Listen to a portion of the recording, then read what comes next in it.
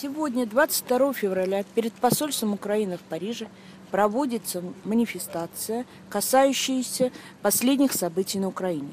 В манифестации принимают участие французские, украинские и российские граждане.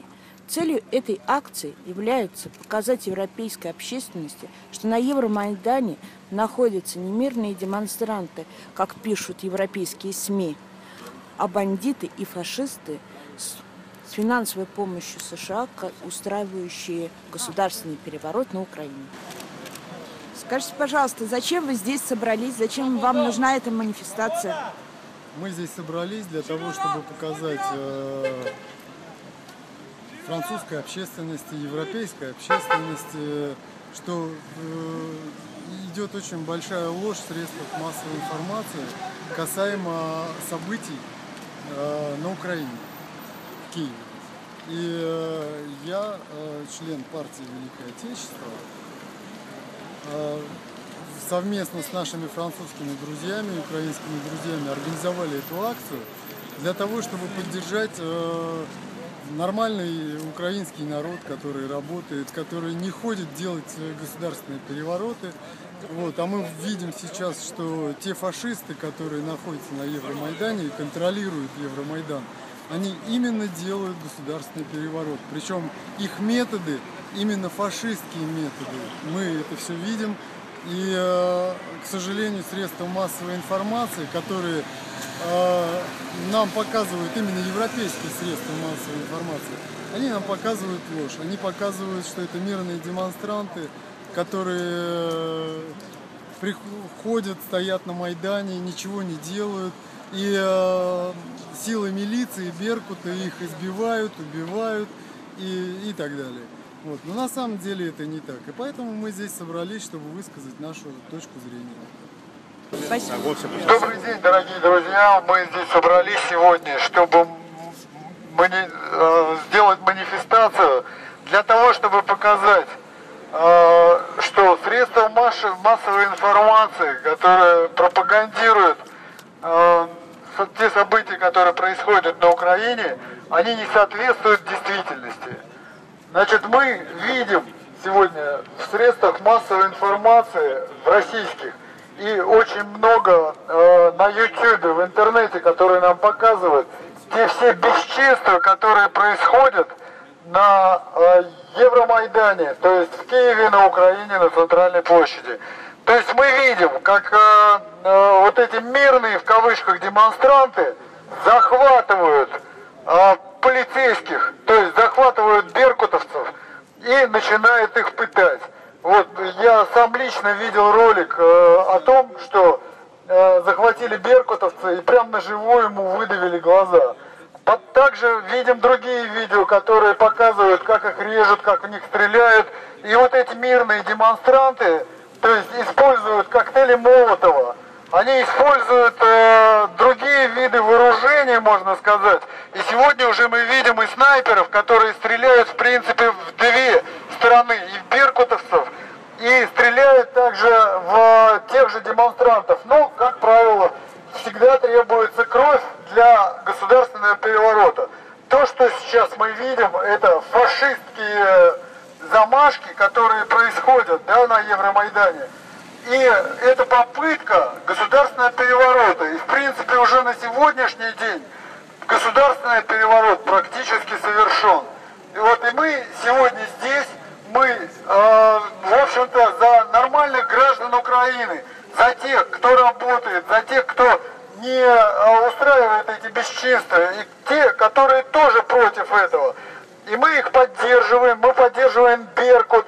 Вот спасибо им большое, хотели сказать, за то, что они весь этот месяц стояли мужественно на этой площади и переносили все тяготы и лишения, которые сваливались на них, а им не отдавали приказа для того, чтобы хотя бы просто защищаться. Они не имели права даже применять какие-то средства для своей защиты.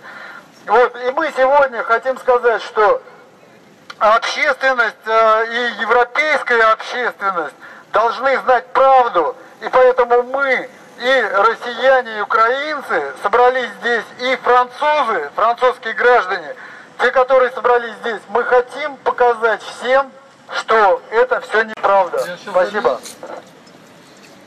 Merci d'être venu à l'appel du collectif France-Russie.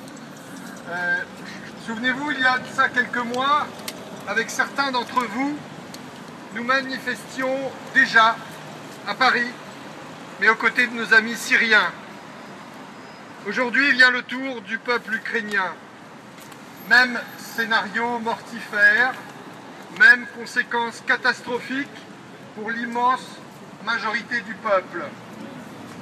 Mais mêmes acteurs aussi, du côté de ceux qui allument la mèche, exactement la même équipe.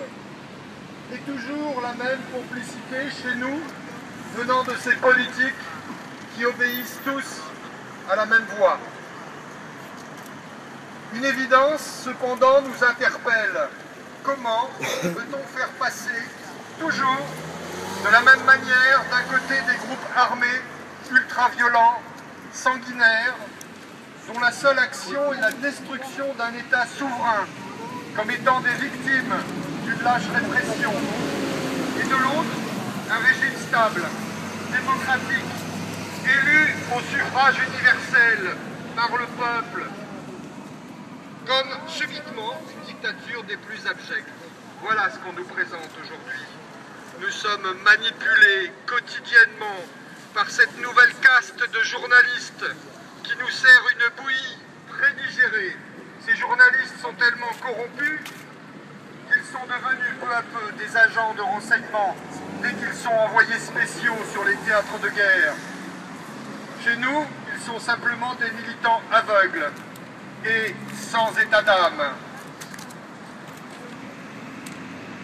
Ces militants toujours prêts à lyncher tous ceux que leurs employeurs leur montrent du doigt. Cette presse naguère intègre et honnête est devenue au fil du temps une armée de combattants, au même titre que les islamistes radicaux en Syrie ou bien les troupes nationalistes radicaux en Ukraine. Cette armée disparate a été longuement et patiemment formée pour servir l'ultralibéralisme. Cette hydre immonde qui n'a qu'un seul objectif, semer le chaos dans des zones bien identifiées.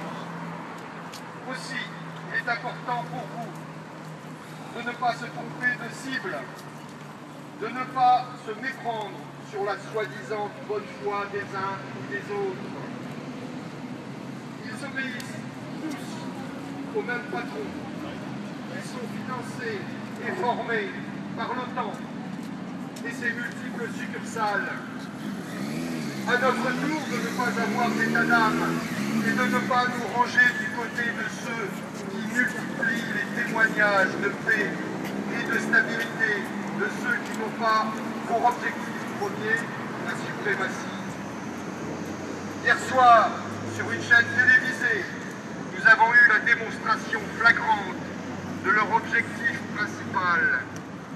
Bernard-Henri Lévy, complètement hystérique, multipliait les insultes les plus grossières envers Vladimir Poutine. D'un seul coup, on oubliait le président Yanukovych pour se consacrer à l'ennemi public numéro 1. Ne nous y trompons pas, que ce soit à Damas, à Caracas ou à Kiev, l'unique objectif est d'affaiblir la Russie sur tous les terrains. Nous ne les laissons pas faire, nous préférons donner notre amitié à nos cousins, à nos frères, plutôt qu'à ces Yankees sans éducation qui, il n'y a pas si longtemps, massacraient des milliers d'Indiens qui vivaient paisiblement sur leur terre. Peut-on faire confiance éternellement à ces gens qui ont construit leur empire sur des larmes et du sang?